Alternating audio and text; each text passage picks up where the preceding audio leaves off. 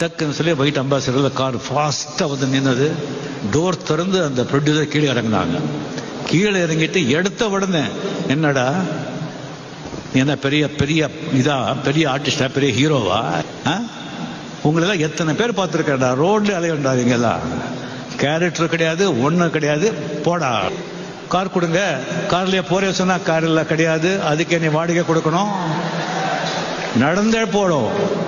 இந்த மாதிரி நான் என்ன தப்பு பண்ணேன், இவ்வளவு அவமானப்படுத்தாருன்னு சொல்லிட்டு ஏவிஎம் ஸ்டுடியோல இருந்து அப்படியே நடந்து வர்ற என் மைண்ட்ல எல்லாம் என்ன ஓடுதுன்னா, இதே கோடம்பாக்கம் ரோட்ல ஃபாரின் வண்டி எடுத்துக்கிட்டு கால் மேல கால் போட்டு உக்காந்து இதே ஏவிஎம் ஸ்டுடியோல அதே ஃப்ளோர்ல வந்து போகலன்னு சொன்னா நான் ரஜினிகாந்த்ல கரெக்டா வந்து 2 வருஷத்துல வந்து ஏவிஎம் செட்டியார்கள் சிறந்த இட்டாலியன் ஃபியட் வண்டி 4.25 லட்சத்துக்கு வாங்கினேன்.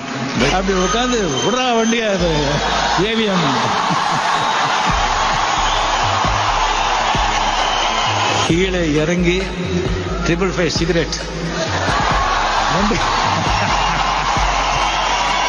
வண்டி மேல கை வச்சுக்கிட்டு எல்லாம் வந்து அங்க வந்து கம்ப்ளீட்லி ஒரு யாரும் கவர்னர் வந்துட்டாங்கன்னு நினைச்சுட்டாங்க.